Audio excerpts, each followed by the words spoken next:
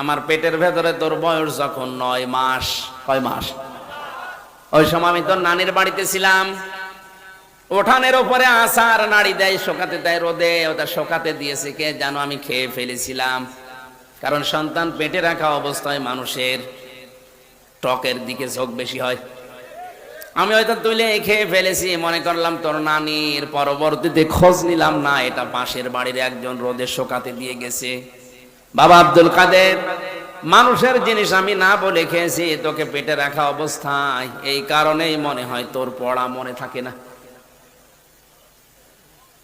ও সিরাজগঞ্জের মা বোনেরা, সন্তান পেটে রাখা অবস্থায় মানুষের জিনিস না বলে খেয়ে, এই প্রভাব যদি সন্তানের মেধার উপরে পড়ে, এই কারণে যদি লেখাপড়া মনে থাকতে না চায়, আমাদেরকে যারা পেটে নিয়েছো কত কিছু না বলে খেয়ে তোমরা হজম করে ফেলো। আব্দুল কাদের জেলানী এমনি খালি দোয়া করলে আসবে, পেট ঠিক করা লাগবে।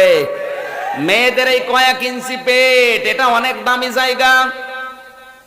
কত রকমের নজর ওই দিকে মানুষ দেয় উল্টা পাল্টা করে, আর মানুষের চোখের নজর বড় তীক্ষ্ণ, খুব খারাপ জিনিস এটা।